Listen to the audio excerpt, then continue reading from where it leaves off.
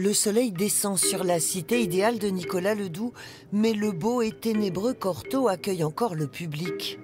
L'homme à la redingote à boutons dorés, casquette, anneau à l'oreille et rouflaquette a marqué l'histoire de la bande dessinée. Dans l'exposition qui lui est consacrée, on rencontre d'abord son créateur, Hugo Pratt, un écrivain qui dessine et un dessinateur qui écrit, comme il le disait lui-même, avant de pénétrer dans une deuxième salle dédiée à toutes les héroïnes présentes au fil de ses aventures.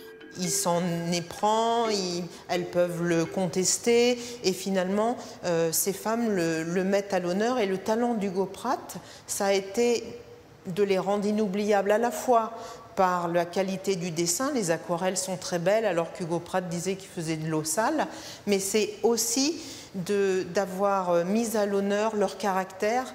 Et ces femmes sont une mémoire du monde. Elles ont une liberté totale, souvent révolutionnaire, mais une liberté totale et au moins égale à celle de Cortot, ce qui est assez rare pour un début du XXe siècle. Découvrir un monde en aventure, c'est aussi voyager dans le monde entier avec le héros d'Hugo Pratt qui a sillonné la planète à l'instar de son auteur.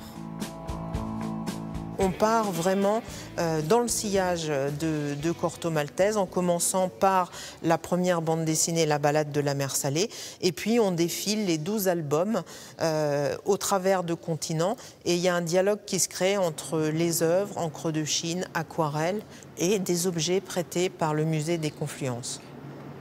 Le voyage se poursuit à la nuit tombée, en grand format et en musique, dans le centre de lumière de la Saline Royale.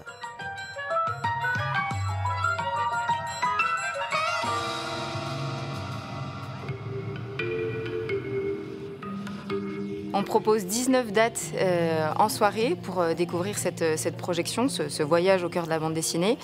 Effectivement, on le garde que pour la partie estivale, puisque cet espace-là, toute l'année, est utilisé pour une projection sur les sites UNESCO du monde. Pendant tout l'été, la Saline offre une version augmentée de son exposition temporaire à un public qui peut profiter des lieux en toute liberté jusqu'à minuit.